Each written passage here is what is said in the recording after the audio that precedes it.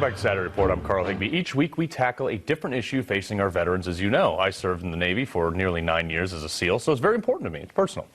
We've addressed many of these things relating to mental health and other issues facing vets before, but there are staggering numbers that are still not getting noticed. The VA is reporting 7.3 million, that's 7.3 million healthcare appointments have been canceled during this pandemic, but Veterans Affairs Secretary Dennis McDonough says that the number is actually closer to 20 million. All right, so the Senate Committee on Veterans Affairs took up the issue of suicide in mental health care services last month. And our next guest testified before that committee. Jim Lorraine is the CEO and president of America's Warrior Partnership and is a nonprofit that builds communities to fully support veterans, active duty, military, and their families. He also served in the Air Force with 9 combat deployments and recently retired as a deputy command surgeon for U.S. Special Operations Command after 22 years. We got a chance to talk this morning, sir, but good morning to you. I appreciate so much of what you're doing. Hey, thanks for having me, Carl. All right, so you testified before the Senate committee on the impact COVID has had on the veterans. This is largely, this is the same thing going on in the civilian sector. Like they're talking about all these cancer screenings that are now been canceled, and we're going to see the uptick because of that. Veterans community is impacted potentially even greater. What talk to us about that hearing? Yeah, so the hearing was about I was asked to testify about the community impact of veterans, of COVID, the impact of COVID on veterans from a community perspective. And what we saw was, when you look at Wounded Warrior Project, did a great survey, 28,000 respondents, and they had 59%, you have it on your screen there, 59% said that their physical appointments had been canceled or postponed, Jeez. And 38% had their mental health postponed. Syracuse University did another survey, and they saw that veterans came back and said their #1 issue is access to health care. Mm-hmm. It's a pandemic in itself, lack of access to care.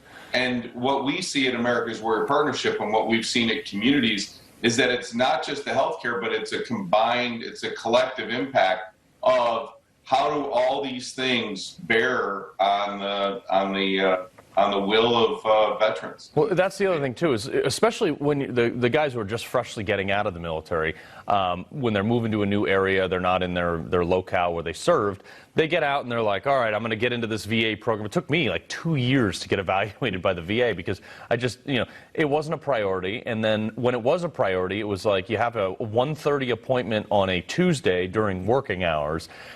So the appointments that guys do get, you got to get them. They're very important. I mean, you and I were talking. I just recently had a very close friend who actually saved my life overseas in 2007.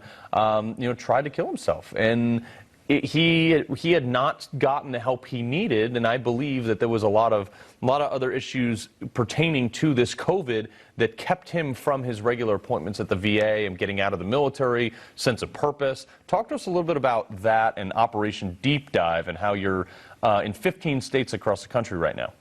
Yeah, thanks. So you're absolutely right. And one of the points that we talked about during the hearing was, and to your Senator Blumenthal from Connecticut, was the fact that suicide isn't just a mental health issue. It's a housing issue, employment issue, relationship issue, access to health care, physical health care, behavioral health, finances. But for veterans, it's a big purposeful issue. How do they find purpose? How do they see something going forward? So the pandemic hit all of that.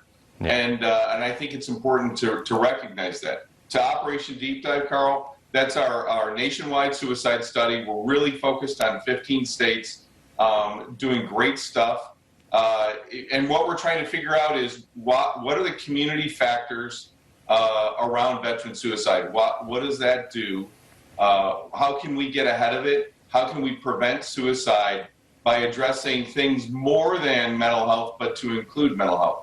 And if anyone knows anyone who died within the last 24 years of premature, non-natural causes who's a veteran, please contact America's Warrior Partnership. We'd love to talk to you.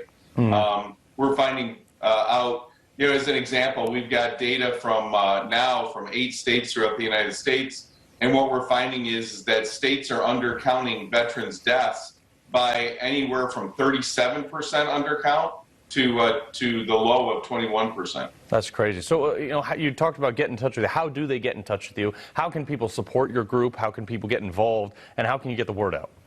Yeah, so the best way is right there at the underneath me is, or that rocker there, americaswarriorpartnership.org/deep dive.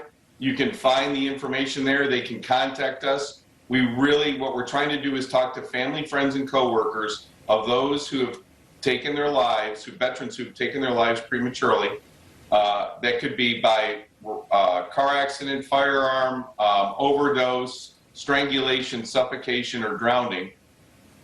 We want to talk to you so we can understand what are the community factors that contribute to the premature death of our veterans, and then get ahead of it. That's the whole goal, is prevention. Yeah. We need to know how to do prevention better than we have. Yeah, no, Jim, it's a sad thing that we have to have this conversation, and unfortunately, I have it quite a bit, and we appreciate everything you're doing. I really do from the bottom of my heart. So thank you very much, Jim. We appreciate it. Carl, thank you for having us. Appreciate it. My pleasure.